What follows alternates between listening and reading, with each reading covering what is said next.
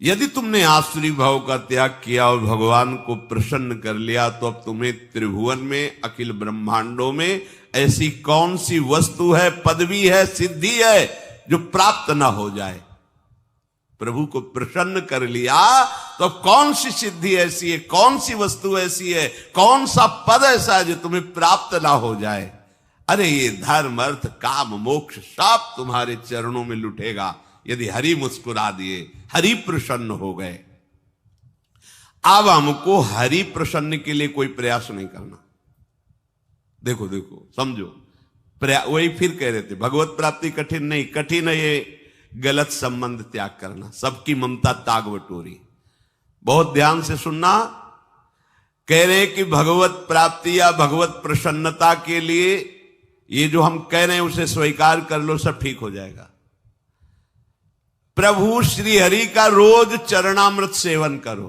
भगवान व्यासदेव जी भगवान के अवतार हैं, अपनी बात वही बता रहे कि कैसे प्रसन्न करोगे। सारजुषाम चरण यो रूप गायताम न, बड़ी सार बात है। अकाल मृत्यु हरणम सर्वव्याधि विनाशनम श्री कृष्ण पादोदकम पीत्वा पुनर्जन्म न विद्यते। कई बार सत्संग में कह चुके हैं पर किसकी समझ में आता है। सबके पास चरणामृत होना चाहिए, रोज चरणामृत नियम से, गुरुजनों की कृपा से कुछ भी खाने पीने के पहले जिह्वा में चरणामृत जाता है। यह हमारा जीवन है। चरणामृत में पैसा नहीं लगता। अपने घर में नाम सेवा विराजमान है, हमारे को मिल रहा चरणामृत।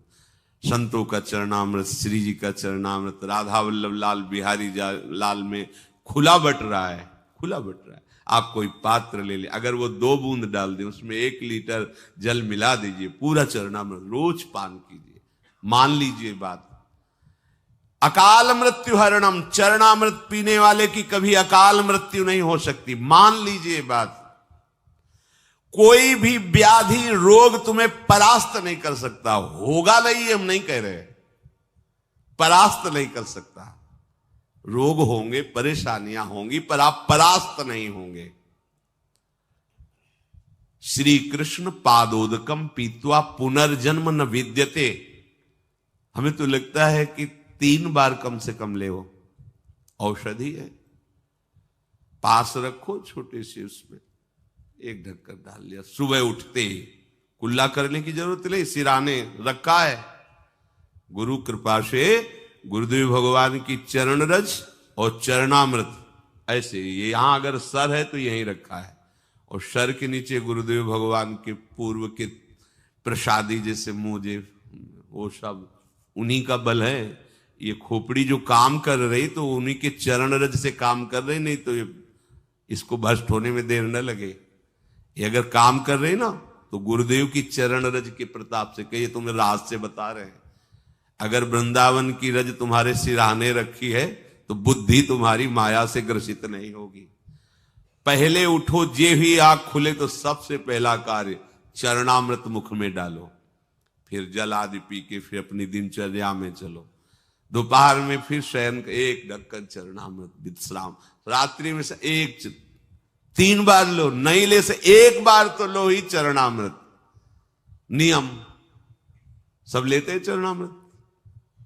हाँ, आज से नियम बना लो कि रुपया रखना जेब में भूल जाओ, भले अगर कहीं बाहर जा रहे हो, पर चरणामृत तो वृंदावन की रज मत छोड़ना, पास रखना। भगवत प्राप्ति आपकी जेब में है। अगर वृंदावन की रज आपकी जेब में है, चरणामृत आपके पास है, कैसे तुम छोड़ देते हो? कैसे छोड़ देते हो? अरे हमारी जीवन जीवनी है, संजीवनी बूटी है। व्यासे सी हरिवंश बताई, ये ब्रजरज जीवन मूरी। आप कैसे कैसे छोड़? हमारी प्यारी जी की चरण रज है, आप उसे छोड़ देते? कहीं भी जाओ, दिल्ली कलकत्ता कहीं के भी हो, 2 चीज हर समय जेब में रखना, वृंदावन की रज और चरणामृत। तुम जीत जाओगे, जीत जाओगे। पर वो 2-4 दिन याद रहेगा, इसके बाद नहीं याद रहेगा। आसुरी भाव होने के कारण आपको ये बातें हंसी मजाक लगती हैं। चरणामृत का सेवन और प्रभु के नाम जप और नाम कीर्तन से हम माया पर विजय प्राप्त कर लेंगे, हमें मोक्ष की कोई आवश्यकता नहीं। शास्त्र प्रमाण बहुत सरल है भगवत प्राप्ति, कठिन है आसुरी भाव का त्याग करना, स्वसुख वांछा का त्याग करना, ये भी छूट जाएगी। रोज चरणामृत पियो नियम से, और ब्रज रज वृंदावन रज तुम्हारे शरीर पर लगी होनी चाहिए। श्री जी का प्रसादी चंदन है और ये रज है, ये हमारा सौभाग्य है। जैसे सौभाग्यवती स्त्री सुहाग भरती है, ऐसे हमारा ये सुहाग है। जुगल जोरी सरकार की उपासना का हमें सुहाग लगाए हुए हैं। वृंदावन रजोप सेवी ये हमारी पहचान है। वृंदावन रजोप सेवी, श्री हरिवंश जोरी वृंदावन रजोप सेवी है।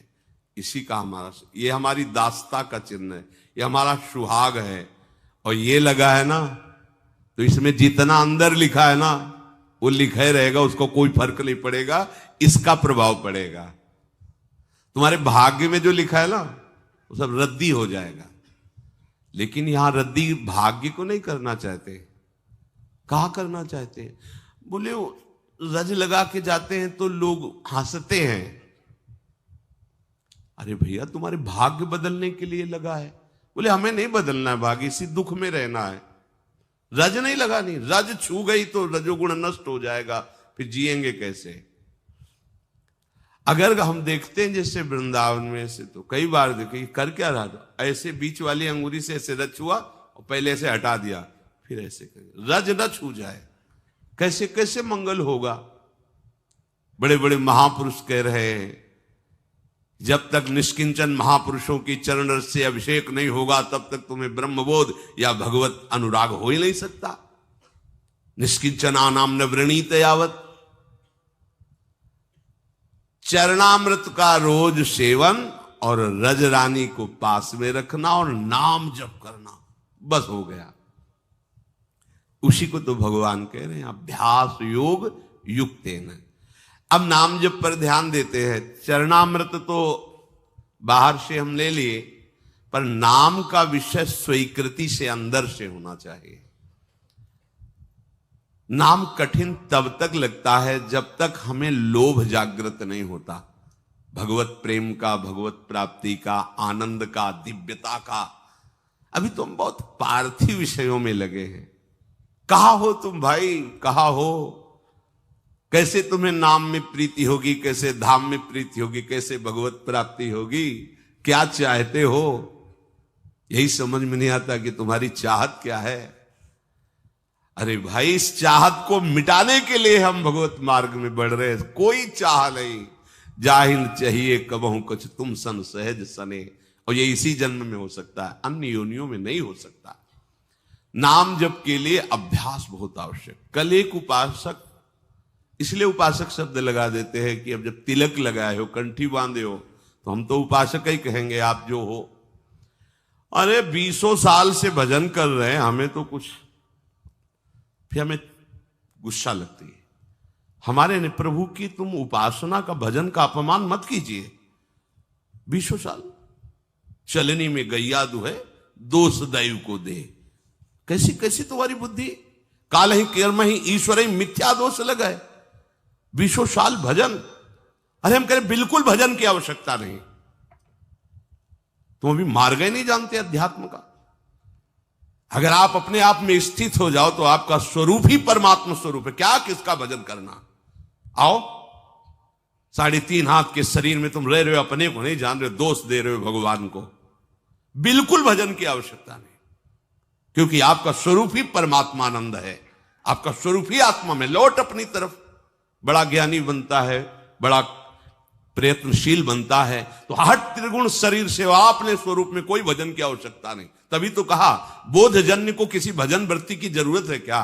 वो तो स्वात्मा राम है, वो तो भगवत स्वरूप है। उसकी एक एक स्फुरना केवल भगवान ही होते हैं। कहां लौट रहे हो? तो आ संबंध में संबंध की हो, स्त्री पुत्र परिवार दे भोग ममता, तो फिर क्रिया में सही चल। हाँ, क्रियाएं हो रही हैं शुद्ध, अधर्म आचरण, जहां जैसी वृत्ति गई, जहां जैसी, तो भी कुछ हाथ में है नहीं हो, आप दोष दे रहे हो भजन का। 20 वर्ष हो गए भजन करते और अनुभव में तुम्हें कुछ नहीं आया। मेरी समझ में नहीं आता। मेरी समझ में इसलिए नहीं आता कि उससे बात करो जिसने कभी भजन किया ना हो, तो तुम्हें कहेगा ऐसा। यहां जीवन ही भजन है, यहां आहार ही भजन है, कैसे तुम्हें बताएं, श्वास ही भजन है। भजन की कभी निंदा मत करो, तुम अपनी कमी को देखो।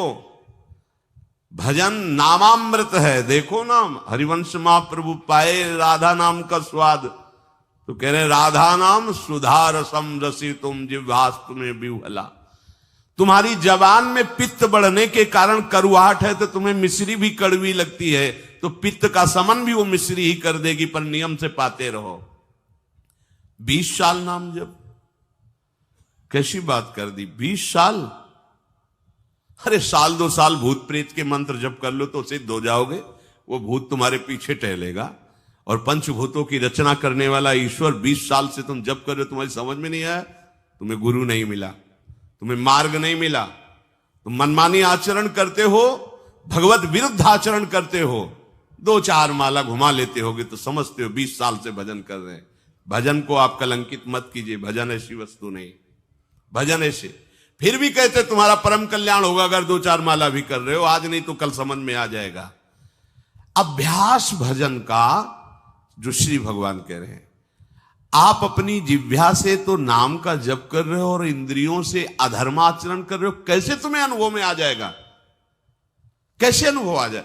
पूरे घड़े में एक छेद कहीं कर दो, वो कभी नहीं भरेगा, कभी नहीं भरेगा।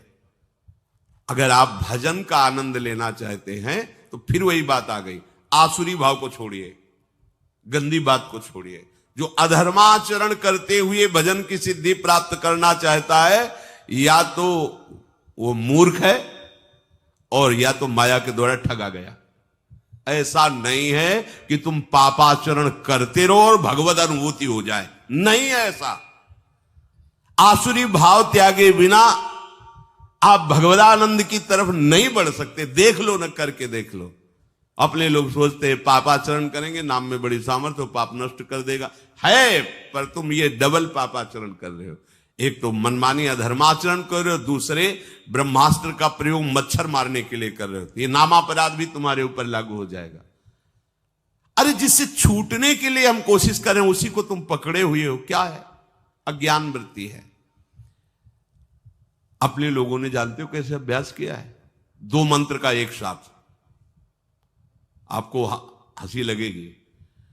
अगर ऊपर मंत्र चल रहा है गुरु प्रदत्त, तो नीचे नाम चल रहा है दूसरा। ऐसे मन को बांधा गया है कि सेकंड के लिए भी विचलित ना हो पाए, सेकंड के लिए।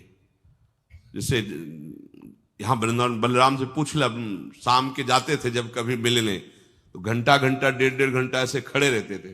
हम पद्मासन लगाए बैठे, जब कभी आंख खुलती तो कुछ फल आदि रखे या जो कुछ मीठा, बाबा पा लेना है। बहुत कृपा पात्र श्री जी का है, जब कोई पूछने वाला नहीं था तब वो नियम पूर्वक कहीं ना कहीं से रात्रि में एक बार तो पवाने की कोशिश करता ही था। तुम्हारे पास सामर्थ्य है, एक मंत्र चल रहा है, पीछे नाम चल रहा है, नीचे नाम, मंत्र को देख रहे, नाम को सुन रहे, कहां भागने का मन को अवसर है। चीख मच जाती थी हृदय में, रो पड़ते थे चिल्ला के। अभ्यास कौन सा कर रहे हो तुम? नाम इधर चल रहा, विषय चिंतन उधर चल रहा, भोग क्रियाओं का सुख ले रहे हो, और ऐसे चल माला ऐसे घूम रहा है। कहां हो तुम? अंगुली में माला घुमाने से भगवत प्राप्ति नहीं होती। चिंतन तुम्हारा कहां चल रहा है? चिंतन कहां चल रहा है? जबान से व्यर्थ की बातें करते हो, झूठ बोलते हो, निंदा करते हो, प्रपंच करते हो, नाम सिद्ध हो जाएगा। नाम का आनंद तुम्हें, नाम दाता, नाम जापक, इनके अपराध कर रहे हो। नाम दाता की निंदा, नाम जापकों की निंदा, तुम्हें नाम सिद्ध हो जाएगा, नाम का लाभ प्राप्त हो जाएगा। कभी देखो करके ऐसा। ऊपर मंत्र लिख रहे हैं, अभी तो एक ही में तुम्हारी बुद्धि नहीं लगेगी कि मंत्र ही पूरा लिख ले। मंत्र चल रहा और नीचे नाम चल रहा है। ऊपर मंत्र चल रहा है, जब सन्यास सही उपासना में नीचे शाम सदाशिव, शाम सदाशिव, शाम सदाशिव मंत्र, एक सेकंड के लिए हटने का समय नहीं, न भूख की चिंता न प्यास की चिंता, तब तदाकार वृत्ति। कहां तो 5 मिनट बैठ के कभी करो, करके देखो कैसा लगता है, आग लग जाएगी। डबल चला के देखो, राधा बाबा चलाए, उनके जीवन में देखा है। कोई भी महापुरुष, इस मन को ऐसे नहीं बंदी बना लिया जाता, हर उसके भागने के हथकंडे पर हर हथकंडा सीखा। इसीलिए तो गुरु मेहरबान तो चेला पहलवान। यहां दंड बैठक वाली पहलवानी नहीं है, यहां यही पहलवानी, युक्ति से मुक्ति। भाग तू कहां भागेगा, वो मन नहीं लगता। अरे शेर बनो, तुमसे खा के वो तुम्हें दहाड़ रहा है। मन बिल्ली ना बन जाए तो बताना, म्याऊं बोलेगा तुम्हारे सामने। तुम्हारे हाथ में डंडा है गुरु का, कृपा प्रसाद नाम मंत्र, फंसा इसको। नाम जप में कोई श्रम नहीं है, बस लोभ जगना चाहिए, नाम का लोभ जग जाए। पूरी पूरी रात एक ही करवट में व्यतीत हो गई है, गूंज रहा है मंत्र। कभी उल्लुओं की आवाज या सिंहार की आवाज रात्रि में भले सुनाई दे, नहीं गंगा किनारे केवल मंत्र गूंज रहा है। अच्छा, आप लोगों को अभ्यास के लिए कोई श्रम नहीं करना। देखो सुबह से लगे हो सत्संग, इसके बाद फिर श्री जी का मंगला वन विहार, 9:30 बजे तक तो आपको फुर्सत ही नहीं। चेतसा नान्य गामिना, समझो भगवान के वचन को, तुम्हारा चित्त कहीं जाए ही ना, ऐसा अभ्यास करो। ऐसा होता है अभ्यास। स्नान करके शरीर की शुद्धि ही नहीं कि वस्त्र पहनना है, बाहर निकल करके वो आपने तो वस्त्र, अच्छा वस्त्र, ऐसा थोड़ी कि चित्त देह भाव में ही लगा हुआ है। क्रियाएं हो रही, उनकी शुद्धि नहीं है। नामाकार वृत्ति, भगवदाकार वृत्ति, ये किस जन्म में करोगे, कब करोगे, यही अवसर है। अरे जो गृहस्थ में फंसे हैं, प्रणाम है, थोड़ा नाम जप कर लेते, थोड़े धर्म कार्य कर लेते, कभी न कभी भगवान की कृपा से उनको अवसर मिलेगा कि वो छक के भजन कर पावे एकांत में। आप सबको तो अवसर मिल गया है, भजन का अवसर, इससे बड़ा कोई लाभ नहीं। अब आप चित्तवृत्ति को कैसे आप बर्बाद करते हैं, जब देखने को मिलता है तो लगता है कैसे बर्बाद करते हैं। ये समय यौवन अवस्था का एकमात्र भगवदाकार वृत्ति के लिए तुम्हारी नेत्रों की ज्योति चमकनी चाहिए और नासाग्र में दिखनी चाहिए। जब आपकी तरफ नेत्रों को देखे तो लगे हा एकाग्र दृष्टि, भगवदाकार दृष्टि है। जैसे उल्लू है ना, दिन में उसको कुछ नहीं दिखाई देता, रात्रि में उसके नेत्र चमकते हैं। ऐसे ही हमारी कुछ दृष्टि है। ज्ञान में हम अंधे हैं और अज्ञान अंधकार में खूब बढ़िया नेत्र काम करते। हाँ वो ऐसा, ये भोग सामग्री, ये अंधकार, अंधकार में उल्लू को बढ़िया दिखाई देता है, लेकिन दिन के प्रकाश में उसको कुछ नहीं दिखाई देता। तो भक्ति का प्रकाश और ज्ञान का प्रकाश हमारे नेत्रों में नहीं समझ में आ रहा, माया का अंधकार हमारे समझ में आ रहा, काम क्रोध लोभ मोह, तभी हमारे उल्लू बना रही माया हमें। नाम रूपी धन, प्रियालाल के रूप का ध्यान, प्रियालाल की सेवा, इससे वंचित किए हुए है। श्री हरि को जिसने आत्मसमर्पण कर दिया, उसका सब कुछ सार्थक हो गया। स्वात्मार्पणम स्वसुहृदा परमस्य पुंसः, प्रभु को समर्पित हो जाना। आप लोग कहेंगे मैं प्रभु को समर्पित हूं, कल की चिंता तुम्हें क्यों है, भविष्य की चिंता तुम्हें क्यों है, वर्तमान की चिंता तुम्हें क्यों है, भूत के किए हुए कर्मों की चिंता तुम्हें क्यों है? क्योंकि तुम आत्मसमर्पण नहीं किए हो, इसलिए है। अरे आत्मसमर्पण की वृत्ति में तो आकर देखो, नाच पड़ोगे अभी। इसीलिए कह रहे भगवत प्राप्ति में कुछ श्रम नहीं है, श्रम है इस ममता को बटोरने में, बस इसको समेटने में। एकदम भगवत प्राप्त अभी हो आप समझो आपको कुछ नहीं प्राप्त करना, कुछ नहीं प्राप्त करना। आपको समझ में मतलब वो नहीं आएगी बात जो हम कह रहे हैं। आपका स्वरूप ही भगवत स्वरूप है, आप किसी माटी से बने हुए नहीं है, आप भगवान से बने हुए हैं। ये भगवान से प्रकट हुआ है और वो केवल भगवान है। ये अंदर की बात तुम्हें कह रहे, शुद्ध शुद्ध बुद्ध बात है। ये भगवान से प्रकट हुआ है, भगवान से।